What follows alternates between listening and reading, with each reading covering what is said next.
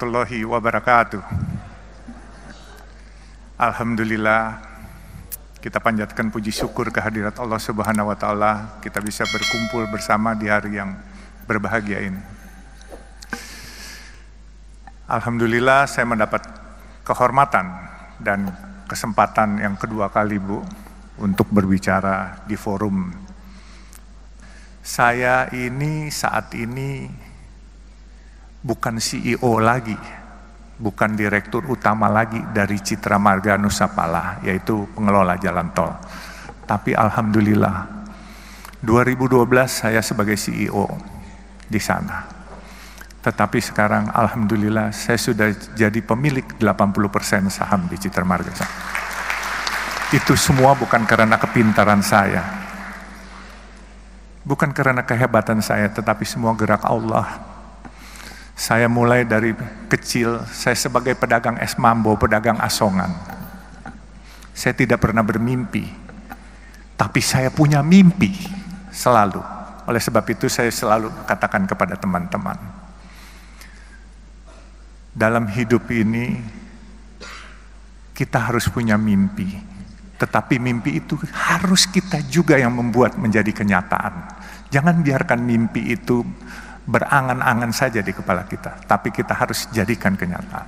Untuk membuat itu bagaimana? Tadi Bu Prita sudah bicara, kita jadi orang harus jujur dan amanah.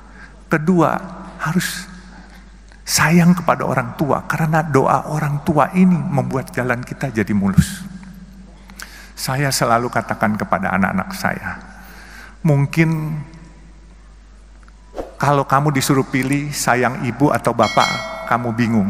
Tapi saya tekankan kepada anak-anak saya, pertama kamu harus lebih hormat, lebih sayang kepada ibu kamu. Baru kedua bapak kamu. Karena pengorbanan ibu kamu jauh lebih besar daripada bapak kamu. Jadi ibu mengandung kita. Begitu kita lahir, kita disuapin, terus kemudian kita ngompol, kita buang air besar, tengah malam, lagi tidur enak-enak, dia bangun, dia susuin kita, kadangkala cuci, kita punya ngompol cuci, kita punya bekas buang air. Kemudian dia didik kita, dia bawa kita ke sekolah, dia antar, diajarin kita. Kalau seorang ayah cuman cari nafkah saja diberikan, tetapi kalau yang mendidik anak-anak itu semua peran ibu sangat besar. Oleh sebab itu, jangan sampai kita lupa akan pengorbanan seorang ibu. Dan pengorbanan seorang ibu itu nggak bisa diukur dengan materi. Saya pun kadangkala suka sedih. Saya kalau ke makam ibu bapak saya, andai kata saya masih punya ibu bapak, pasti saya akan sayangin lebih. Tapi ya, mungkin Tuhan berencana lain. Jadi mungkin saya harus jelaskan. Kegiatan saya adalah dulu cita-cita cuman jadi tukang parkir. Waktu saya sekolah SMA, saya suka liwat di daerah Pasar Baru. Saya tanya tukang parkir, satu hari dapat berapa sih?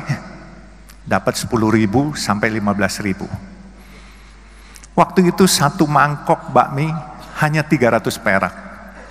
Jadi kalau 10.000 sama dengan 33 mangkok. Andai kata saya makan satu hari 3 kali, saya masih bisa save 30 mangkok. Berarti saya masih bisa jadi tukang parkir aja udah cukup. Itu cita-cita waktu SMA. Terus saya bermimpi, kok orang-orang bisa sukses? Bagaimana cara sukses? Satu hari saya ke toko buku. Saya lihat buku bagaimana jadi orang sukses. Saya nggak punya uang. Waktu itu toko bukunya di Pasar Baru, toko buku Tropen. Saya hanya duduk ke sana, saya numpang baca, terus saya pulang. Saya bacain buku bagaimana cari orang sukses. Sebenarnya nggak perlu baca buku lagi, karena tadi yang Ibu Prita katakan itulah di buku itu sebenarnya intisarinya. Karena jadi orang sukses itu harus rajin bekerja. Dan juga jangan lupa berdoa. Dan juga jangan lupa jujur, dan jangan lupa juga sayang kepada orang tua, dan minta ridho barokah dari orang tua. Itu intisarinya. Dan saya selalu bermimpi memang menjadi orang sukses. Mimpi itu saya sendiri pesimis waktu itu untuk sukses. Tetapi seperti saya katakan, bahwa ini semua gerak Tuhan, bukan gerak saya. Saya jadi mualaf umur 24 tahun. Saya diangkat anak oleh almarhum Buya Hamka. Dan seiring saya jadi mualaf, saya cuma niat minta kepada Allah. Karena waktu saya jadi mualaf itu Buya Hamka bilang, "Nak, dosa-dosamu mulai hari ini 0. Jadi kamu mulai lagi dengan yang baik ya." Jadi saya mulai dengan yang baik. Dan saya niat minta kepada Allah, "Ya Allah, dengan perkenan Engkau, kalau memang diperkenankan, aku ingin mengharumkan nama Islam dan aku ingin sukses." Sukses itu entah bagaimana, apakah punya nama besar, apakah punya harta, saya bilang terserah. Rupanya doa saya dijabah Allah. Dan saya bisa mendapat kesempatan mempunyai usaha. Saya punya usaha kayu dulu di Kalimantan, saya bikin triplex. Tapi waktu Orde Baru, karena saya kurang dekat dengan pemerintahan waktu itu, akhirnya saya dikeluarkan satu surat untuk tidak dilayani dokumentasinya. Akhirnya saya tutup pabrik saya. 11.000 karyawan saya harus pulang ke Jawa itu semua. Dan saya nggak kecil hati. Saya bilang, "Ya Allah, kalau memang ini rencanamu, nggak apa-apa. 11.000 karyawan bedol desa semua pulang." Saya diam, terus saya coba lagi untuk berusaha lagi. Tetap kadangkala jatuh bangun itu pasti. Ya ada hal-hal waktu 2008, saya ingat itu pabrik tahun 94 saya tutup dan saya 2008 diajak seorang teman. 14 tahun saya pensiun itu ibaratnya nggak ada kerjaan. Diajak seorang teman untuk ikut di perusahaan pemboran minyak lepas pantai.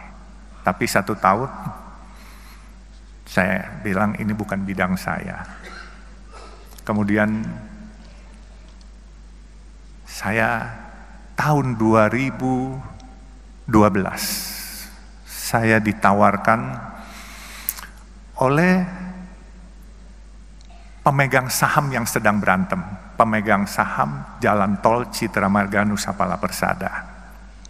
Itu jalan tol dalam kota, dan sekarang ini kalau perusahaan tol swasta terbesar adalah Citra Marga. Jadi saya ceritakan juga, inilah mungkin yang paling penting. Waktu saya masuk di Citra Marga, ini pemegang sahamnya berantem, menanyakan kepada saya, "Kamu berani nggak jadi direktur utama?" Saya bilang, "Kenapa harus saya? Karena ini raksasa-raksasa lagi pada berantem semua." Waktu itu Citra Marga yang punya adalah Ibu Tutut diantaranya. Terus ada Robi Sumampau, Robi Kete, dan ini naga-naga semualah. Kebenaran saya ini kelahiran Kalimantan Timur, dari Sungai Mahakam saya lahir. Lalu saya jawab sama teman-teman saya, selama enggak nyuri, saya berani apa saja saya bilang, dan tidak korupsi. Akhirnya saya ditunjuk sebagai direktur utama. Di waktu saya ditunjuk sebagai direktur utama, saya melihat karena ini perusahaan publik, pemegang sahamnya ini banyakkan institusi-institusi asing. Saya lihat ini perusahaan bagus. Kenapa saya bilang bagus? Coba pikirkan, ini kalau bukan gerak Tuhan, saya nggak akan memiliki perusahaan ini. Saya dulu punya perusahaan kayu, saya pernah punya restoran, saya pernah punya hotel. Hotel pelayanan nggak baik, omset akan turun, orang nggak balik lagi. restoran makanannya asin atau pedas, kepedesan, orang besok nggak balik lagi. Makanya saya bilang, saya bisa dapat jalan tol ini, coba pikirkan jalan tol. Kalian pernah lewat jalan tol, bayar, macet, marah-marah hari ini, brengsek nih jalan, macet, bayar pula. Besok kalian dengan senyum nganterin duit lagi kepada kita. Nah itu bedanya. Jadi jalan tol itu, mau keasinan, mau kepedesan, mau kemanisan, tetap dimanfaatkan. Nah ini semua gerak Tuhan yang milihin. Jadi saya berpikir gini, saya tidak punya rencana punya jalan tol, tetapi jalan tol ini gini. Kalau saya tidur, jam 10 malam, itu truk-truk besar yang nyariin duit sampai subuh jam 5 pagi. Kemudian kalau saya lagi melek bangun, sedan-sedan dan kendaraan umum dari jam 5 pagi sampai jam 10 malam. Nah jadi itulah perkembangan jalan tol, bisnis ini beda dengan hotel, dengan restoran, dan yang lain-lain. Nah saya bisa ceritakan, waktu saya lihat perusahaan ini bagus, saya kumpulkan teman-teman saya. Teman-teman saya dari berbagai macam suku, ada yang Tionghoa atau yang disebut Aseng. Jadi saya bilang, ini daripada asing yang milikin, kenapa enggak kita-kita, kalian para Aseng, teman-teman maupun yang lain, ayo kita milikin. Mereka tanya sama saya, bagaimana?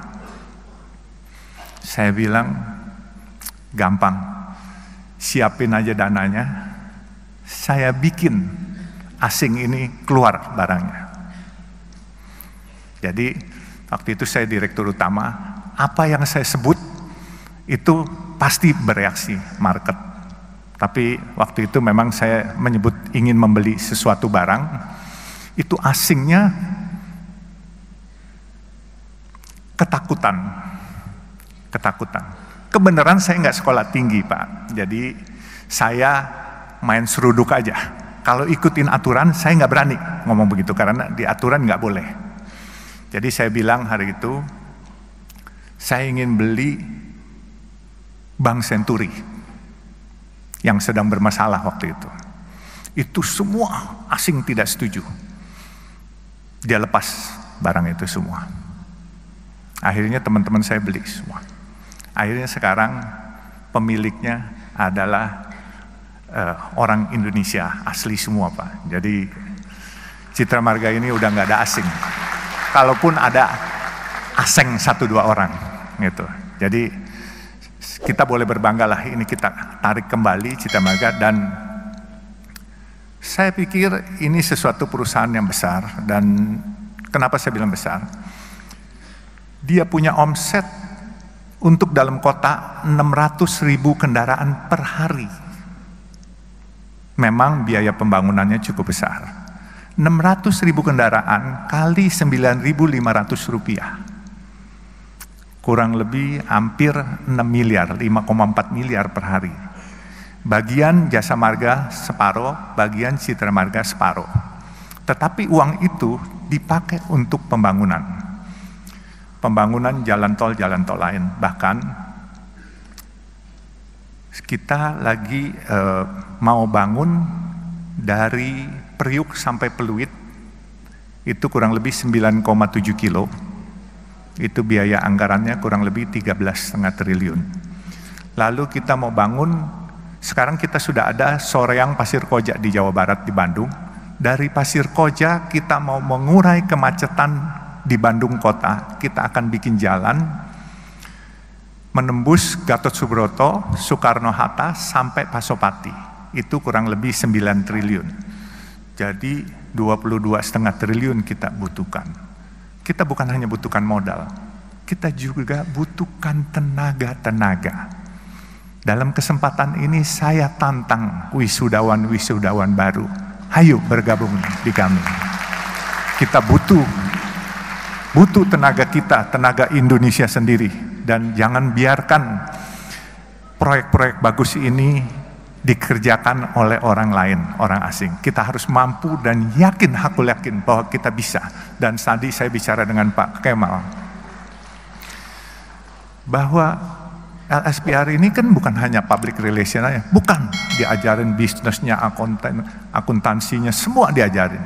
Jadi saya bilang, banyak tempat-tempat yang kita bisa siapkan, dan saya butuh fresh graduate sambil kita grooming, karena jujur Citra Marga ini perusahaan yang sudah mungkin 40 tahun, dan staff-staff kita getting older semuanya, jadi kita perlu grooming yang muda-muda.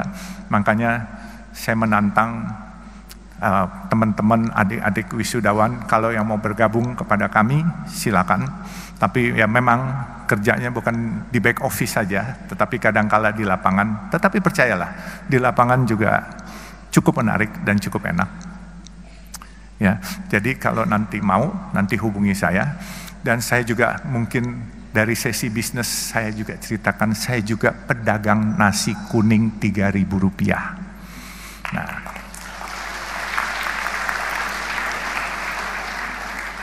mungkin orang bertanya, kenapa saya dagang nasi kuning Rp3.000?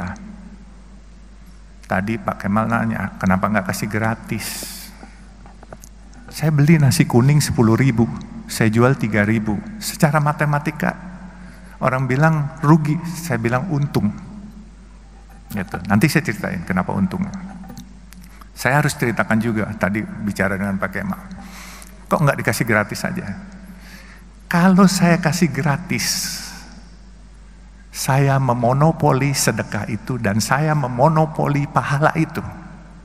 Tapi kalau saya jual 3.000, saudara-saudara kita yang biasa makan 10.000, dia bisa makan 3.000, dia bisa sedekah buat orang lain yang di bawah dia 3.000 juga, dia mesti save 4.000. Jadi bukan bisnis aja yang nggak boleh dimonopoli, sedekah juga nggak boleh monopoli, pahala juga nggak boleh dimonopoli. Nah, saya tekankan, siapapun yang ingin ikut program nasi kuning saya, kemarin siang baru dibuka di Kelurahan Menteng, Jalan Anyar, bekerja sama dengan SMP negeri setempat. Itu nasi kuning, tapi dia seminggu sekali. Saya biasa buka Senin sampai Jumat, kita udah ada 12 outlet. Saya ada di Semarang, di depan markas tentara Kesatriaan, di Bandung, di depan markas Yonsipur, sama di Jalan Banten, situ ada 2. Terus kita ada di Cimanggis, Karawang, dan Jakarta. Jakarta cukup banyak kita. Di kantor Sunter, di Masjid Baba Alun di daerah Warakas, Papango. Nah, itu nasi kuning, program nasi kuningnya kita harus beli dari warung setempat. Saya bilang, nggak boleh kita masak sendiri, catering sendiri. Selama masih ada warung setempat, kita harus beli dari warung setempat. Ada 5 warung, kita gilir. Hari Senin warung pertama, Selasa warung kedua, dan seterusnya. Mereka tanya, kenapa? Saya bilang, kita mau sedekah. Mereka mau cari nafkah, warung-warung kecil setempat. Kita mau mencari pahala, cari barokah. Mereka mau cari uang buat anak-anaknya sekolah. Kalau mereka jual 10.000, kita di sampingnya jual 3.000. Yang dapat bukan barokah dari mereka, sumpah serapah. Karena mereka tidak bisa bersaing dengan kita. Jadi saya bilang, selain kita membantu kaum duafa, kita harus berdayakan warung setempat, bukan kita matikan. Supaya berkahnya itu kebagian semua. Kaum duafanya kebagian, warung UMKM-nya kebagian.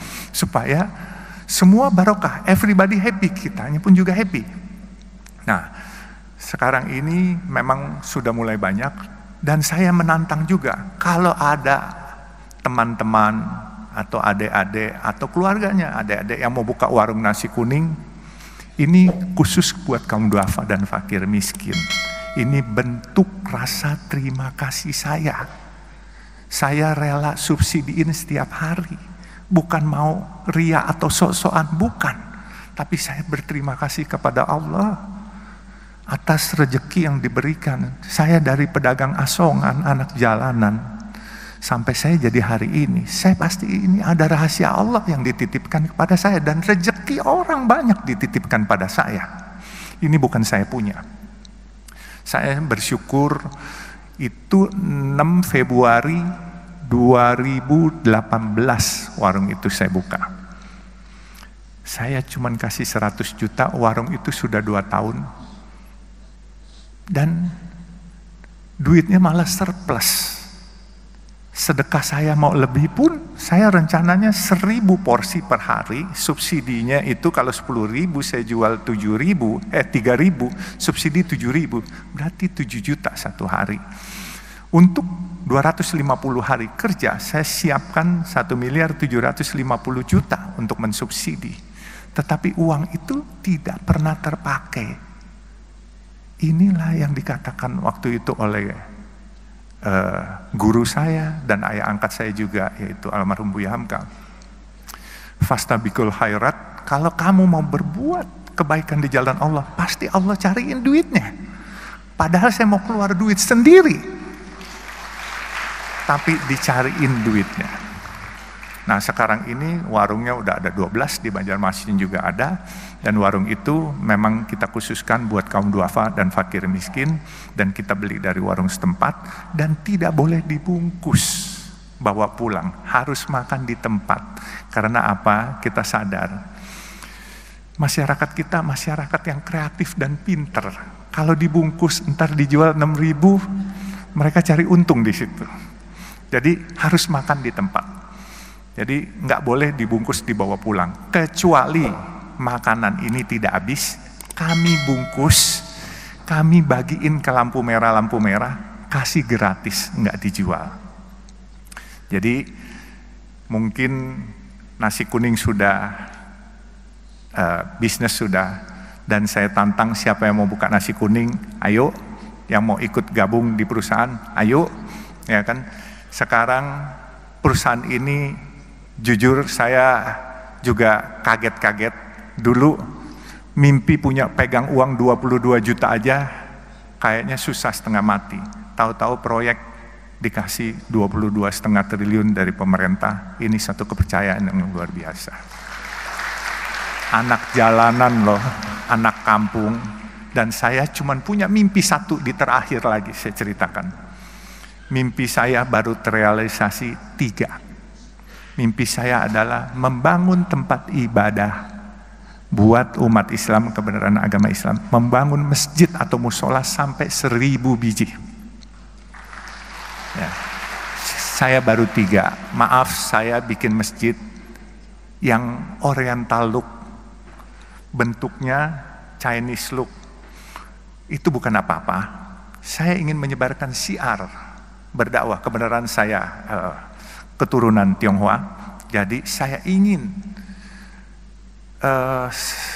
mencoba menyebarkan syiar kepada teman-teman Tionghoa, kebaikan dari agama Islam apa, supaya mereka tidak jauh, sehingga saya bikin bentuknya seperti yang ada di negara Tiongkok. Makanya saya bikin pertama di masjid di Warakas Papango, itu masjid Baba Alun pertama. Yang kedua, yang unik, saya lagi letakkan batu pertama, tahu-tahu di belakang saya ada yang bersuara waktu itu hari Sabtu. Saya nyumbang boleh nggak? Saya bilang boleh. Nyumbang apa aja? Dia tanya. Saya bilang mau semen, batu, genteng, kirim aja, saya bilang. Terus nyaut lagi. Saya bilang ngeyel banget nih orang. Kalau gue bukan agama Islam boleh nggak? Saya bilang boleh aja, nggak punya agama juga boleh. Terus ngeyel lagi nyaut. Kalau gitu gue sumbang semuanya deh. Saya lihat ke belakang. Oh rupanya pemilik Artagraha Group, Pak Tommy Winata. Akhirnya beliau sumbang satu masjid di depan pintu Ancol Karnaval. Beliau agama Buddha. Luar biasa kebinekaan ini. Jadi disumbanglah satu itu. Saya bilang silakan pakai nama AGP. Enggak, dia bilang pakai Baba Alun AGP, Artagraha Peduli. Jadi masjid kedua. Masjid ketiga saya bikin hampir jadi di depan gerbang tol Depok Antasari, Desari. Kebenaran jalan tol Desari pun kami punya. Jadi jalan tol yang dimiliki Citra Marga adalah jalan tol dalam kota, bekerja sama dengan Jasa Marga. Depok Antasari kita bekerja sama dengan Wijaya Karya. Terus kita di Surabaya dari airport ke Waru, kemudian di Bandung kita dari Soreang Pasir Koja, nantinya North South Link yang menembus ke Pasopati. Terus kita juga Cisumdau, Cilenyi, Sumedang, Dawan yang ke Bandara Kertajati. Dan di Bogor kita ada 40% dengan jasa marga kalau dari Sentul ke Bogor. Jadi alhamdulillah kegiatan tol ini cukup menarik dan cukup kita bisa mengikuti program Bapak Presiden menggalakkan infrastruktur. Jadi sekali lagi, inilah anak jalanan, pedagang asongan, tapi karena Allah mau apapun kun fayakun, bisa jadi apa saja. Seperti tadi dikatakan Bapak yang bicara tadi bahwa jangan sombong, itu penting. Bukan hanya jangan sombong, harus selalu merasa iba atas kekurangan dan kebutuhan orang lain yang belum tercukupi. Insya Allah rezeki itu datang bagaikan tsunami. Benar-benar, ini saya sudah alami sendiri. Saya alhamdulillah, buat saya dulu megang proyek atau megang duit 22 juta nggak bisa. Sekarang kalau dikasih proyek 22,5 triliun tidak akan merubah lifestyle saya. Saya tetap berpenampilan ke kantor pakai celana jeans. Berhubung ini di tempat terhormat saya pakai celana jeans hitam Pak, maaf ya Pak. Biasanya warna biru gitu. Jadi saya tetap juga ini pakaian agak bagusan dikit Pak. Kalau enggak pakaian saya agak compang-camping Pak. Jadi maaf nih Pak. Jadi nggak boleh sombong, itu kunci paling sukses. Karena apa? Kalau kita nggak sombong, kita selalu mau tahu dan bertanya. Saya belajarnya ini dari supir dan dari marketing rokok. Waktu saya umur 17, tetangga saya itu agen rokok. Jadi saya suka duduk ngobrol sama supirnya, sama marketingnya. Saya selalu tanya. Kalau nggak sombong pasti kita mau bertanya. Kalau sombong, misalnya orang ngomong apa, kita sok bisa, padahal kita nggak ngerti apanya. Itu kita harus tanya. Nggak usah malu-malu, tanya apaan sih. Ini menambah wawasan kita. Nah setelah menambah wawasan kita, insya Allah kita jadi pinter. Saya sekolah tidak lulus kayak adik-adik wisudawan sekarang. Saya sekolah cuman sampai SMA, lulus, terus saya di Fakultas Kedokteran pernah, di Fakultas Hukum pernah, cuman tingkat 1, tingkat 2 saja. Tetapi ya, saya bisa jadi hari ini, masa kalian yang sudah sarjana nggak bisa lebih dari saya? Gengsi dong. Jadi mungkin karena waktunya terbatas, nanti kita sesi tersendiri. Kalau ini hubungi saya aja. Kalau mau buka nasi kuning, kalau mau bergabung ke saya, nggak usah melalui staf saya. Hubungi nomor telepon saya, silakan kalau mau dicatat. 081 381 559955. Jadi langsung ke saya dan saya akan salurkan kepada rekan-rekan kerja saya untuk segera diproses. Jadi saya bulan Juni kemarin di Unmul juga disuruh speech, tetapi speech di sini saya berkesan dengan wejangan-wejangan Ibu Prita yang begitu welas asih dan keibuan, dan semua intisari orang sukses sudah dibacakan oleh Ibu Prita tadi semuanya. Jadi camkan itu kata-kata, insya Allah kalian semua akan berkiprah dan sukses, dan aku yakin lebih sukses dari saya. Amin, amin ya Rabbal Alamin. Kurang lebihnya saya mohon dimaafkan. Jadi ya inilah gaya bicara anak kampung yang nggak sekolah, tetapi ya mohon sekali lagi dimaafkan kurang lebihnya. Wabillahi taufiq wal hidayah. Wassalamualaikum warahmatullahi wabarakatuh.